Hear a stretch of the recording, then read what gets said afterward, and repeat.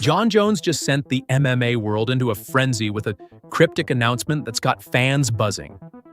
Could this be the long-awaited showdown with Tom Aspinall? Or is something even bigger in the works? Meanwhile, Alex Pereira has some strong words for Dricus Du Plessis, and let's just say, Du Plessis isn't backing down. And to top it all off, Strickland and Israel Adesanya's heated rivalry is reaching new heights. What's really going on behind the scenes? Stick around, because what happens next could shake up the entire UFC. Jon Jones is no stranger to making headlines, but this time, it's different. The UFC heavyweight champion recently hinted at a massive announcement, sending speculation into overdrive. Fans immediately started theorizing. Could this be the long-awaited confirmation of a fight against Tom Aspinall? Dana White has made it clear that he wants this fight to happen. And he's even suggested that if Jones doesn't step up soon, he could be stripped of his title. Tom Aspinall is not that guy. Tom Aspinall wants to fight all the best in the world, and I love that. How good is he? Very good. We're going to find out, though. We make this Jon Jones fight, and obviously, a fight like that for a young, talented heavyweight, and if he can win, he can beat Jon Jones, it's life-changing. Jones, however, has remained cryptic.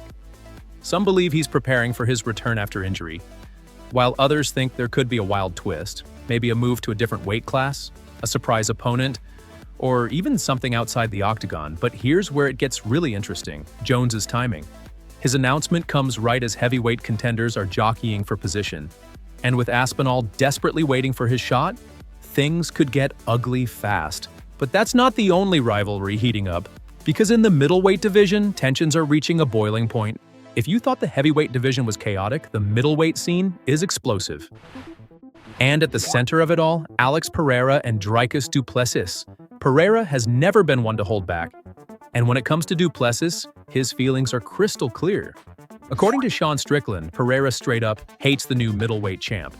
That's a strong word coming from a guy who thrives on chaos. Dude, Dricus is like a tart on a short bus, dude. Like, he's not a good striker, but when you're just going full send, dude, he fights hard, man. Man, Alex, and let me tell you something about Alex, which I respect the most about.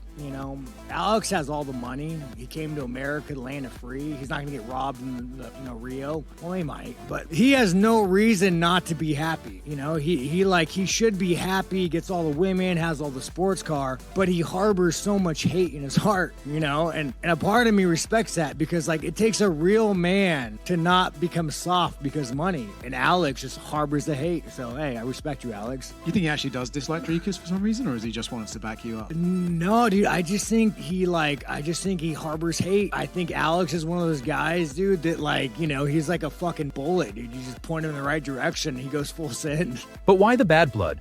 Some say it's because Du Plessis dethroned Strickland, Pereira's old rival. Others believe Pereira sees Du Plessis as an unworthy champion. Whatever the reason, Pereira isn't just talking. He's making it known that he wants that fight. And when a guy like Pereira sets his sights on you, things get dangerous fast. But Du Plessis isn't backing down. After Pereira dismissed him as a clown, Du Plessis fired back, questioning Pereira's motives and making it clear that if Pereira really wants to step into the octagon with him, he knows where to find him.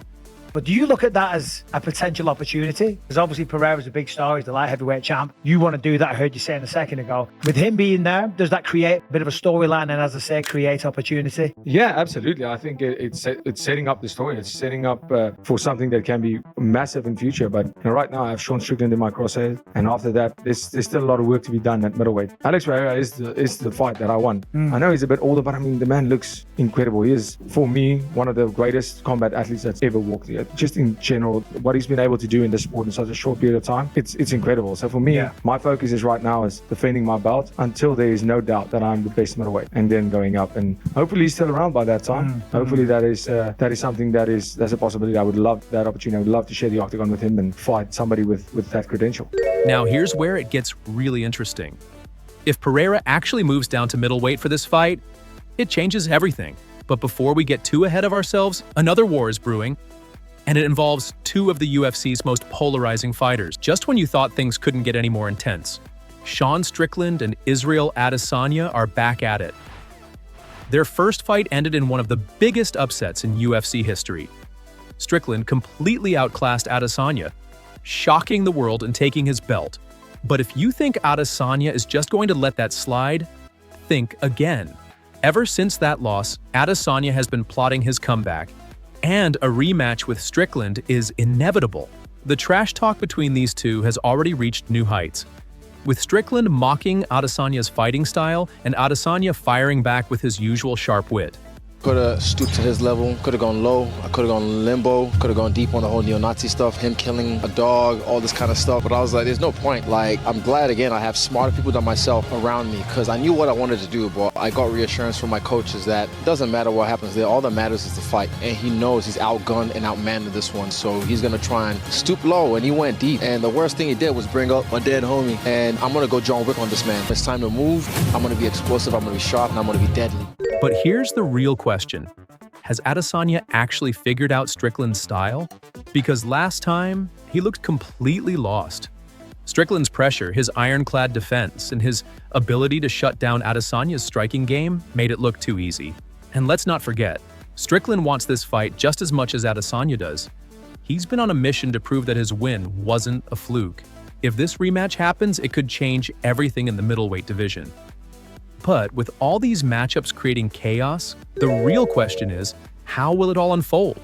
Because what happens next could reshape the UFC. With Jon Jones's mysterious announcement looming, the heavyweight division is in limbo. If Jones faces Aspinall, it could be one of the biggest heavyweight fights in years. But if negotiations fall through and the UFC actually strips Jones of his title, the entire landscape shifts overnight.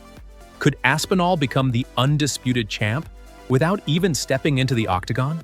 Meanwhile, in the middleweight division, the brewing war between Dricus Du Plessis and Alex Pereira could turn the division upside down.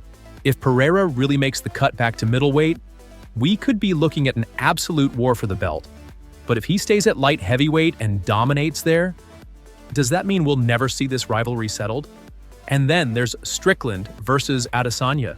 If Adesanya reclaims his belt, his legacy is back on track, but if Strickland beats him again, we're talking about a permanent power shift in the middleweight division, one that nobody saw coming a year ago.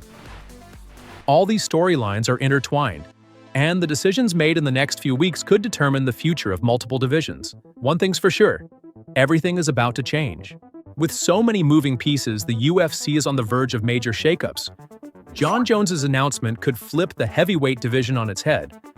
Dricus Du Plessis and Alex Pereira's rivalry is heating up fast, and Strickland versus Adesanya might be one of the most important rematches in middleweight history.